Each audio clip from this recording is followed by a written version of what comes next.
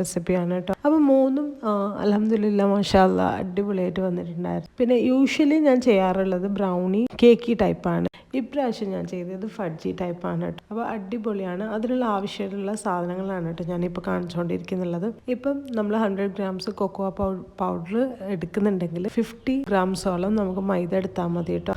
നമ്മുടെ ബ്രൗണി കേക്കി ആയിട്ട് മാറും. അപ്പോൾ ആ ഒരു റേഷ്യോയിൽ എടുക്കാം. നേരെ കൊക്കോൻ്റെ നേരെ ഹാഫായിട്ട് മൈദ എടുക്കാം കേട്ടോ. അതിൽ തന്നെ ഞാൻ ഏകദേശം 1 ടേബിൾ സ്പൂണോളം ബാക്കി വെച്ചിട്ടുണ്ടായിരുന്നു. അപ്പോൾ നമുക്ക് 3 എഗ്ഗ് വേണം, പിന്നെ 100 ഗ്രാംസ് ബട്ടർ വേണം, 500 ഗ്രാംസോളം ഞാൻ നമ്മുടെ ഡാർക്ക് കോമ്പൗണ്ട് ചോക്ലേറ്റ് എടുത്തിട്ടുണ്ട്. ബ്രൗൺ ഷുഗർ വേണ്ട, നോർമൽ ആയിട്ടുള്ള ഗ്രാനുലേറ്റഡ് ഷുഗർ മതി. Brownie in the sense cakey brownie അല്ലാത്തതുകൊണ്ട് നമ്മൾ വിസ്ക് ഉപയോഗിച്ചിട്ട് ചെയ്യുമ്പോഴാണ് കേട്ടോ അതിൻ്റെ കറക്റ്റ് ടെക്സ്ചർ വരുന്നത്. നന്നായിട്ട് വിസ്ക് ഉപയോഗിച്ചിട്ട് ബീറ്റ് ചെയ്യുക. ഒരു 15 മിനിറ്റ്സോളം ചെയ്യേണ്ടി വരും.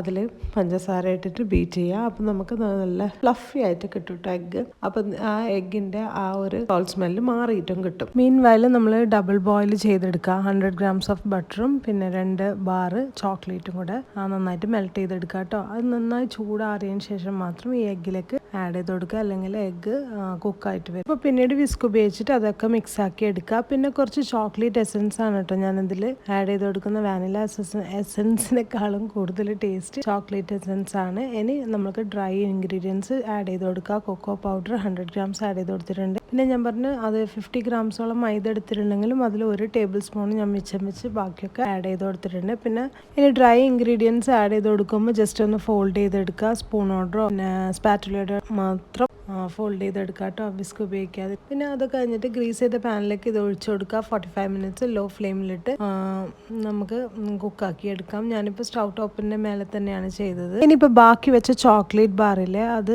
സ്ക്വയറായിട്ട് മുറിച്ച് കൊടുക്കുക. ക്യൂബ്സ് പോലെ മുറിച്ചിട്ട് കുറച്ച് ബാറ്ററിൽ മിക്സ് ചെയ്യുക. പിന്നെ കുറച്ച് ടോപ്പിൽ, അതായത് ബാറ്ററിൻ്റെ മേലെ സ്പ്രിങ്കിൾ ചെയ്ത് കൊടുക്കുക. പിന്നെ കുറച്ച് ചോക്ലേറ്റ് മാത്രം ഞാൻ എടുത്ത് വെച്ചിട്ടുണ്ട്. അതായത് അത് ഒരു 1/4ഓളം നമുക്ക് ബേക്കായി എന്ന് തോന്നുമ്പോൾ അത് ആ ചോക്ലേറ്റിൻ്റെ ചിപ്സും മേലെ ഇട്ട് കൊടുക്കുക കേട്ടോ. ബ്രൗണി കടിക്കാൻ കിട്ടാൻ വേണ്ടിയിട്ടാണ് ചെയ്യുന്നത്. അത് കടിക്കാനും കിട്ടും, പിന്നെ മേലെ മെൽട്ടായിട്ടും കാണും, നല്ലൊരു ചോക്ലേറ്റ് സ്മെല്ലും ഉണ്ടാവും. അതിനൊക്കെയാണ് കേട്ടോ ഇത്രയും കൂടുതൽ ചോക്ലേറ്റ് ആഡ് ചെയ്ത് കൊടുക്കുന്നത്. പിന്നെ നമുക്ക് ഈ മേലെയുള്ള ചോക്ലേറ്റൊക്കെ സ്കിപ്പ് ചെയ്തിട്ട് ബട്ടറിൻ്റെ ഒന്നിച്ച് ഉള്ള ആ ഒരു 2 ബാർ ചോക്ലേറ്റ് ഉപയോഗിച്ചിട്ടും ചെയ്യാം. അതും അടിപൊളിയായിരിക്കും. പക്ഷേ ഇതിന് പ്രത്യേക ടേസ്റ്റാണ് കേട്ടോ.